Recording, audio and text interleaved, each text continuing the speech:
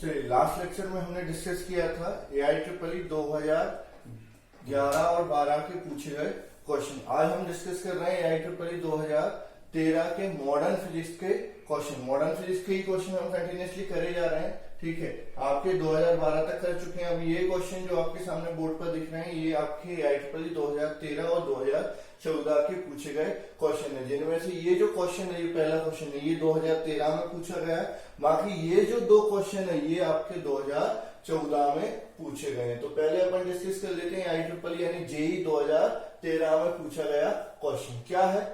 In hydrogen like atom electron make transition from energy level with a quantum number n2, another with quantum number n minus 1. If n is much greater than 1, then the frequency of radiation proportional to। अब आप सोचोगे कि energy का formula होता है आपका E बराबर होता है माइनस का 13.6 हाइड्रोजन के लिए, और वो आपका यहाँ पर क्या होता है ट्रांजिशन के लिए देखेंगे तो 1/n1 का स्क्वायर माइनस 1/n2 का स्क्वायर। तो आपका क्या होगा, जो एनर्जी है वो n स्क्वायर के इनवर्सली प्रोपोर्शनल हो गई। एनर्जी क्या हो गई h न्यू, ठीक है। तो आपका माइनस क्या हो जाएगा 13.6 1/n1 का स्क्वायर माइनस 1/n2 का स्क्वायर, ठीक है। आपको n न्यू चाहिए तो न्यू आपका क्या हो जाएगा, प्रोपोर्शनल हो जाएगा 1/n1 का स्क्वायर माइनस 1/n2 का स्क्वायर, क्योंकि h आपका नीचे आएगा तो वो कांस्टेंट, ये ऑलरेडी कांस्टेंट है, तो आपका आंसर ये हो जाना चाहिए। तो आप ये सोचोगे तो आपके अकॉर्डिंग आंसर क्या हो जाएगा, ए आंसर हो जाना चाहिए। नहीं नहीं नहीं नहीं, अभी आप यहाँ पर गौर से देखेंगे, आपका प्रोपोर्शनल इस डिफरेंस के n स्क्वायर की नहीं हुई। यहाँ पर आपको क्या करना पड़ेगा, इस क्वेश्चन के लिए n की वैल्यू रख के सॉल्व करनी पड़ेगी, ठीक है। तो आपका न्यू प्रोपोर्शनल हो जाएगा कहां से, n से n माइनस 1 तक, ठीक है। तो आपका क्या हो जाएगा, n2 की जगह पर n आएगा और n1 की जगह पर n माइनस 1 का होल स्क्वायर। तो 1/n माइनस 1 का स्क्वायर माइनस 1/n स्क्वायर, ठीक है। सॉल्व करेंगे तो न्यू प्रोपोर्शनल हो जाएगा किसके, ये n स्क्वायर इधर आएगा माइनस n माइनस 1 का स्क्वायर इधर आ जाएगा, नीचे क्या हो जाएगा n square into n minus 1 का होल स्क्वायर, ठीक है। अब सॉल्व कर लेते हैं, न्यू प्रोपोर्शनल टू ये हो जाएगा आपका n square minus n square, ठीक है, माइनस माइनस आपका क्या हो जाएगा ये प्लस माइनस 1, ठीक है। फिर आपका क्या हो जाएगा माइनस का माइनस और प्लस का 2n, ठीक है। होल स्क्वायर को ओपन कर दिया मैंने, और यहां पर क्या करूंगा n square into n minus 1 का होल स्क्वायर। तो इससे ये कैंसिल हो जाएगा, ऊपर क्या बचेगा, new proportional to 2n minus, ठीक है, अपॉन में n square into n minus 1 का होल स्क्वायर, ठीक है। ये आपका यहां से हो जाएगा। अब इसको थोड़ा सा सॉल्व करेंगे तो एक n से एक n क्या हो जाएगा, कैंसिल। यहाँ पर n की पावर कितनी हो रही, 4, ऊपर एक n की पावर है, तो ये आपका जो न्यू प्रोपोर्शनल आएगा वो n क्यूब के प्रोपोर्शनल हो जाएगा। तो n क्यूब के प्रोपोर्शनल मतलब आपका आंसर क्या हो जाएगा, C हो जाएगा, ठीक है। वैसे आपको आंसर क्या लग रहा था, A लग रहा था, A नहीं है, आपका आंसर क्या है, C है, क्योंकि एक n से एक n अपन क्या कर रहे हैं, कैंसिल आउट कर ले रहे हैं, ठीक है। अब अगला जो क्वेश्चन है उसको ध्यान से समझेंगे, क्या पूछा जा रहा है। हाइड्रोजन है, ड्यूटेरियम है, सिंगली आयनाइज हीलियम एटम है, आयन है, डबली आयनाइज लिथियम एटम है, ठीक है। सब में एक इलेक्ट्रॉन क्या है, न्यूक्लियस के अराउंड रिवॉल्व कर रहा है, ठीक है। इलेक्ट्रॉन ट्रांजिट कर रहा है कहां से, फ्रॉम n बराबर 2 से n बराबर 1 तक के एनर्जी लेवल तक, ठीक है। If the wavelength of emitted radiation are lambda 1, lambda 2, lambda 3 and lambda 4 respectively, then approximate which one of the following is correct। मतलब आपने चार चीजें ली, एक आपका हाइड्रोजन, एक ड्यूटेरियम, एक हीलियम का वन आयनाइज या सिंगली आयनाइज एटम ले लिया, दूसरा लिथियम का डबली आयनाइज्ड एटम ले लिया। तो इससे क्या हुआ कि सब में केवल एक एक इलेक्ट्रॉन बचा है जो आपका न्यूक्लियस के अराउंड रिवॉल्व कर रहा है। अब इलेक्ट्रॉन में क्या कर रहा है, एनर्जी ट्रांजिट कर रहा है कहां से, n बराबर 2 से n बराबर 1 तक। ठीक है, तो आपसे वेवलेंथ पूछे, तो वेवलेंथ के लिए फॉर्मूला होता है आपका 1 अपॉन लैम्डा बराबर are Z square into 1 upon n1 का स्क्वायर माइनस 1 अपॉन n2 का स्क्वायर। ये आपका क्या होता है, वेवलेंथ का फॉर्मूला होता है। ठीक है, अब हाइड्रोजन और हीलियम के लिए z कितना हो जाएगा, 1 हो जाएगा। तो आपका पहले 1 अपॉन लैम्डा 1 निकाल लेते हैं, तो वो क्या हो जाएगा r। ठीक है, z1 हो गया, 1 रहने दो, नीचे क्या हो जाएगा 1 अपॉन 1 का स्क्वायर माइनस 1 अपॉन 2 का स्क्वायर। तो इसको सॉल्व करेंगे तो आपका क्या हो जाएगा 1 अपॉन लैम्डा 1 बराबर, इसको सॉल्व कर लेते हैं r, ये क्या हो जाएगा 4, एलसीएम देखेंगे तो 3/4। ठीक है, लैम्डा 2 में भी कोई फर्क नहीं आएगा। ठीक है, क्योंकि आपका ये तो वैल्यू चेंज नहीं हो रही, केवल z की वैल्यू चेंज करना है। तो z आपका ड्यूटेरियम के लिए z भी क्या रहेगा 1 रहेगा, तो वो भी क्या हो जाएगा 3/4 1 अपॉन लैम्डा 2, 3/4 r। ठीक है, तो यहां से अपन कंक्लूजन निकाल सकते हैं, लैम्डा 1 कितना हो जाएगा 4 अपॉन 3r, लैम्डा 2 हो जाएगा आपका 4 अपॉन 3r। ठीक है, लैम्डा 3 निकालेंगे तो लैम्डा 3 में ये तो क्या हो जाएगा 3/4, r तो एज इट इज रहेगा, बस z स्क्वायर, z की वैल्यू क्या हो जाएगी इसके लिए, कितनी हो जाएगी 2। तो यहां पर क्या हो जाएगा लैम्डा 1 अपॉन लैम्डा 3 निकालते हैं, पहले 1 अपॉन लैम्डा 3 हो जाएगा r 2 का स्क्वायर इन 4 इंटू 3/4। ठीक है, तो आपका क्या हो जाएगा लैम्डा 3 हो जाएगा 4 अपॉन 12r। ठीक है, यानी इसको अपन लिख सकते हैं 1 अपॉन 4,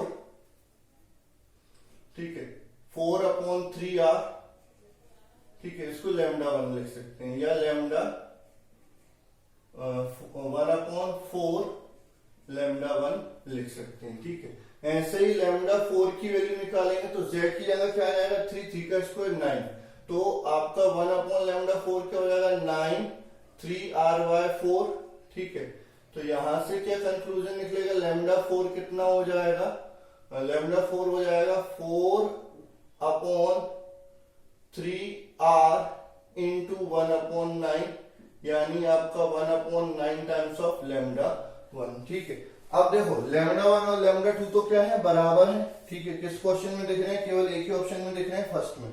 दूसरा लैम्डा 3 का मतलब लैम्डा 1 कितना है, लैम्डा 3 का 4 टाइम्स ऑफ लैम्डा 3 हो जाएगा, और लैम्डा 1 9 टाइम्स ऑफ लैम्डा 4 हो जाएगा। तो आंसर क्या हो जाएगा आपका ए हो जाएगा। तो ये आपका AIEEE 2014 का पूछा हुआ क्वेश्चन है। ठीक है, अब अपन डिस्कस करते हैं कौन सा अगला क्वेश्चन जो AIEEE 2014 में ही पूछा गया था। ठीक है, क्या है, the radiation corresponding 3 to 2 transition of hydrogen atom fall on metal surface to produce photo electron. क्या है कि एक ट्रांजिशन हो रहा है जिसमें इलेक्ट्रॉन कहां से कहां मूव कर रहा है, 3 से 2 पर मूव कर रहा है, किसमें, हाइड्रोजन एटम में। ठीक है, तो उससे एक रेडिएशन प्रोड्यूस होगा जिस पर जो मेटल पे पड़ता है और इलेक्ट्रॉन को इमिट करता है।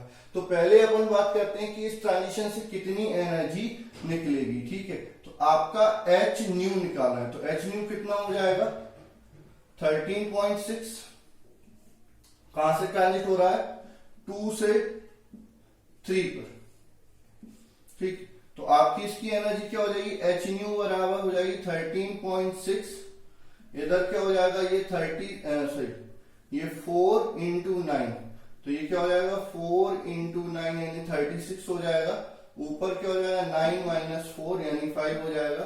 इसको और सोल्व करेंगे तो 13.6 इंटू 5 अपॉन 4 इंटू 9, तो 4 से इसको कैंसिल करेंगे, 4 3 जा 12, कितना बच गया 1, 4 4 जा 16। ठीक है, इसको और मल्टीप्लाई करेंगे, 4 पंचे 20, 3 5 15 और 17, 17/9, यानी ये हो जाएगा आपका 1 पॉइंट कितना बचा, 8 बचा, 9 इलेक्ट्रॉन वोल्ट अप्रोक्सीमेटली। ठीक है, इतनी एनर्जी यहां से इमिट हो जाएगी। ठीक है, उसके बाद दीज इलेक्ट्रॉन जो यहां से जो फोटो इलेक्ट्रॉन इमिट हो रहे हैं, ये रेडिएशन मेटल पे पड़ रहा है तो फोटो इलेक्ट्रॉन इमिट हो रहा है। These electron made to enter a magnetic field of 3 × 10⁴ tesla if the radius of largest circular path allowed by electron is 10 mm, the work function of metal is close to। तो आपका ये जो electron emit हुए ये magnetic field में move करे तो वो सर्कुलर पाथ पे मूव करने लगेंगे। तो आप मतलब यहाँ पर क्या है, दो कॉन्सेप्ट को मिक्स कर दिया, एक तो आपका कौन सा मॉडर्न फिजिक्स का और एक आपका मैग्नेटिज्म का। तो मैग्नेटिज्म में आप अच्छे से जानते हो कि आपका mv²r बराबर क्या हो जाता है, qvb हो जाता है। तो इससे ये क्या हो जाएगा, कैंसिल हो जाएगा। mv बराबर क्या हो जाएगा, qbr।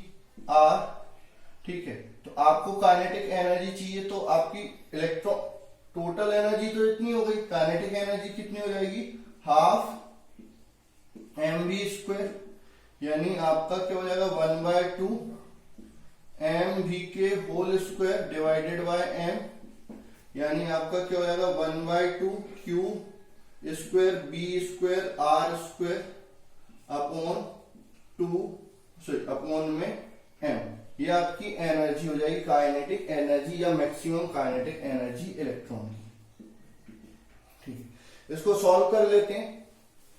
क्या हो जाएगा, 1/2 एज इट इज रहेगा, ये हो जाएगा 1.6 × 10⁻⁻19 का स्क्वायर। ठीक है, b², यानी आपका 9 × 10⁴ r कितना है आपका 10 mm, यानी 10⁻⁻2 मीटर। तो उसका स्क्वायर करेंगे तो क्या हो जाएगा 10⁻⁻4 मीटर। ठीक है, 10 mm को मीटर में कन्वर्ट करोगे 10 × 10⁻³ तो 10⁻⁻2, उसका स्क्वायर करना है तो 10⁻⁻4 अपॉन में क्या आ जाएगा,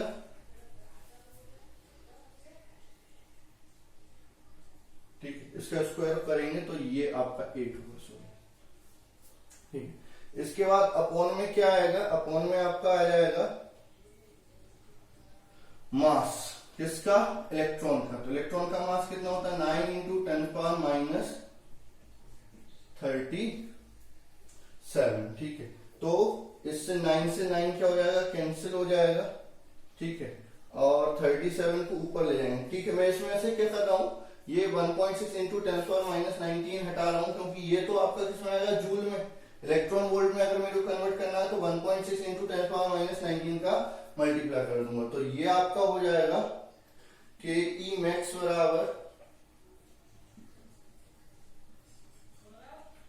1/2 × 1.6 × 10⁻⁻19। ठीक है, इंटू आपका क्या हो जाएगा 10⁻⁴ × 31 किलोग्राम। तो ये 31। अब काइनेटिक एनर्जी बराबर, इसको जब सॉल्व करते हैं तो आपका क्या हो जाएगा,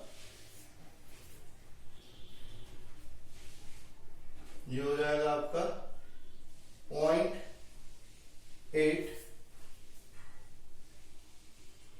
इंटू ये क्या हो जाएगा प्लस का 10⁻⁻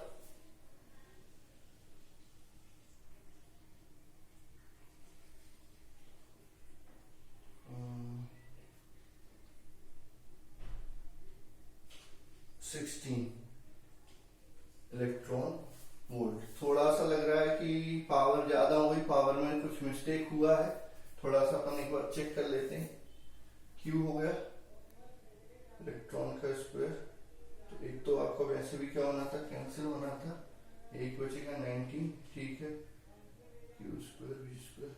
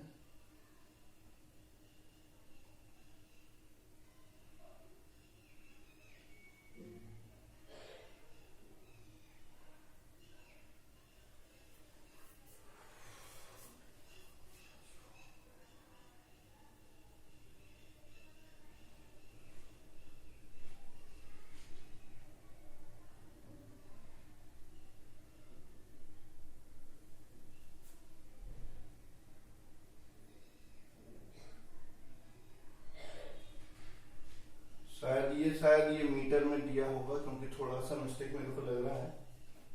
ये मीटर में ले लो, तो ये मीटर में लोगे तो ये क्या हो जाएगा 10⁻² हो जाएगा, ये 10⁻10, ठीक है।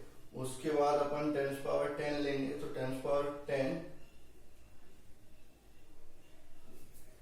ठीक है, 10⁻10, ठीक है, ये प्लस का, सॉरी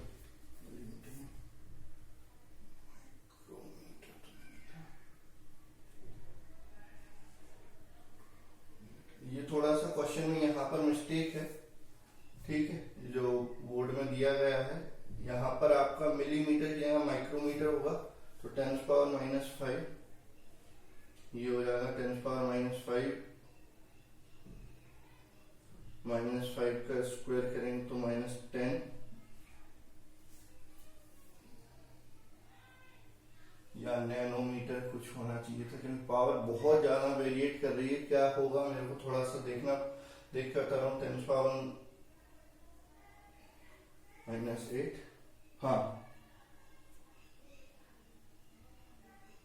ये -16/8, हाँ ये आपका कितना हो जाएगा। अब इसको सॉल्व करेंगे तो ये 10⁻⁻16 सॉरी नैनोमीटर है, तो नैनोमीटर मतलब कि आपका कितना हो जाएगा 10⁻⁻9, ठीक है। तो नैनोमीटर को अगर मीटर में कन्वर्ट करोगे तो -9 यानी 10⁻⁻8 हो जाएगा। 10⁻⁻8 हो गया तो उसका स्क्वायर करेंगे तो 10⁻⁻16, ये प्लस हो जाएगा 10⁻⁻16, तो ये आपका प्लस रहेगा, प्लस 31 करेंगे तो आपका 10 की पावर आपका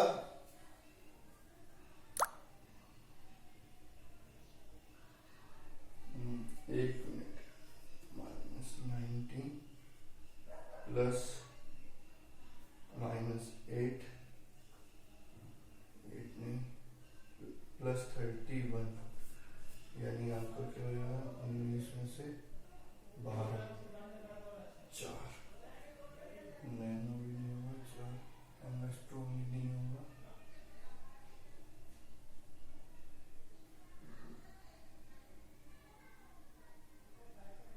चलिए मैं पावर देख लेता हूँ। ये एक्चुअल में रेडियस कितनी है इसको पहले अपन सॉल्व कर लेते हैं। ये एक्चुअल में ये मिसप्रिंट हुआ है क्वेश्चन वहां पर, तो अपन देख लेते हैं पहले रेडियस कितनी है, उसके अकॉर्डिंग इस क्वेश्चन को करेक्ट कर लेते हैं।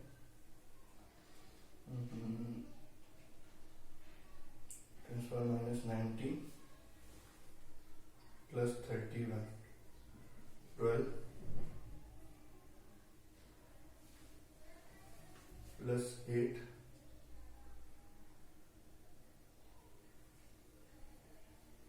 4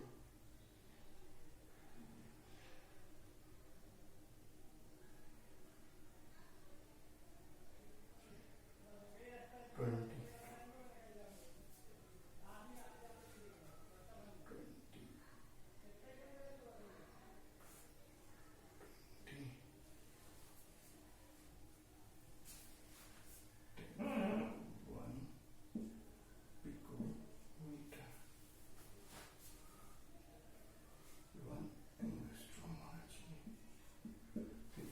ये आपकी रेडियस एक्चुअल में क्या होनी चाहिए 1 एंगस्ट्रॉम होनी चाहिए, ठीक है। तो 1 एंगस्ट्रॉम जैसे ही आप रेडियस रखोगे तो आपके पूरे क्वेश्चन में क्या हो जाएगा, यहाँ पर क्या हो जाएगा 10⁻⁻20 का स्क्वायर हो जाएगा। अब आप इसको सॉल्व कर सकते हो, ये पॉइंट हो गया। ये 10⁻⁻19 इंटू 10⁻8 इंटू 10⁻⁻20 इंटू 10⁻31, तो ये हो जाएगा आपका क्या हो जाएगा 10⁻⁻29 और ये कैंसिल हो जाएगा, तो इतना इलेक्ट्रॉन वोल्ट में आपका आंसर है। तो ये आपकी क्या हो गई काइनेटिक एनर्जी हो गई। ये क्वेश्चन पेपर में मिसप्रिंट था, ये बाद में इसके बोनस मार्क्स भी आपके IEEE में मिले हुए थे, तो अपन ने यहाँ पर करेक्शन कर लिया कि यहाँ पर रेडियस जो थी वो कितनी थी 1 एंगस्ट्रॉम में थी। तो आपका ये हो गया इलेक्ट्रॉन वोल्ट काइनेटिक एनर्जी। अब आप अच्छे से जानते हो kinetic energy, maximum kinetic energy क्या होती है इलेक्ट्रॉन के लिए, h माइनस वर्क फंक्शन। आपसे पूछा क्या गया है मेटल का वर्क फंक्शन पूछा गया, तो फाई बराबर क्या हो जाएगा KE मैक्स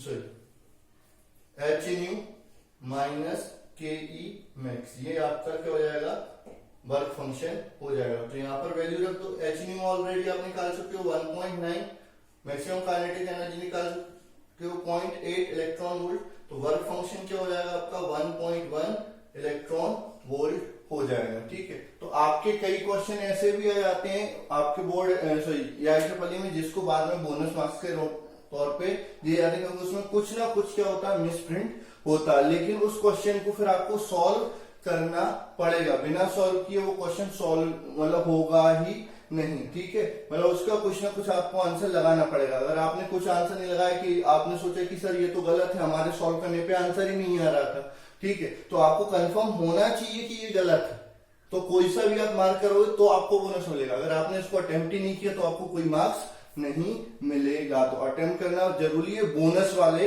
क्वेश्चन में। इसका मतलब ये नहीं कि हम सारे क्वेश्चन अटेम्प्ट करेंगे, सारे क्वेश्चन गलत हो सकते हैं, नहीं।